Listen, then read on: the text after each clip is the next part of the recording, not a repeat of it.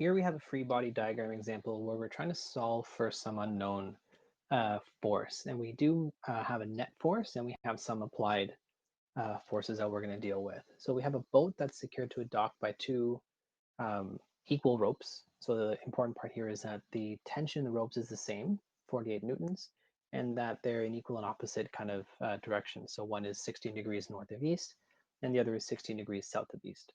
So step one is always to draw the free body diagram, and we can use that information to find the sum of the tension forces. So in this case, our free body diagram is going to start with our boat, so somewhere in the middle here.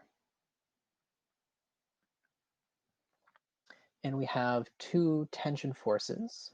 We're going to draw them going to the right. We should first identify, though, kind of where our horizon is, so where the horizontal is. So if it's something like this, that's our east.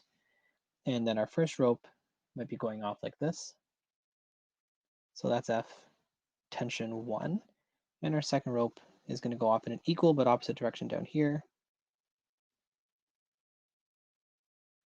And that's F tension 2. The angles inside here are both 16 degrees. And just remember that that's north or 16 degrees north of east. So you start on east and you're moving up 16 degrees. Eventually what we're going to need to find out is the force of the wind, which is holding everything kind of in equilibrium here. So our force of wind is opposite. And we're just going to label that FW for wind. So we're going to assume here that the net is 0. There's no difference. So these forces are going to have to cancel each other out, which will make this problem a little bit easier to solve for. Because of that, we know that the change in, or the sum of all forces is going to be 0, both in the y and in the x direction. So we don't need to make use of the y direction much, except to just say that the sum of the forces in the y direction is 0. And then we're also going to need to say that the sum of the forces in the x direction is also 0. That's going to be more important to us because we're going to really use this to figure out our components. So we can agree that the components we need are the x direction ones, since the wind is only in the x direction. There's no y component. So to solve for the x component, which will be the component that goes here for both t1 and t2, they're going to share the same vector. You can think of them stacked on top of each other. So there might be two vectors there that we might want to draw. It's going to be equal to, so we'll say 0 is equal to f1 ft1 cos 16 plus ft2 cos 16 plus the force of the wind. And those are all vectors. So now we can actually solve this quite readily.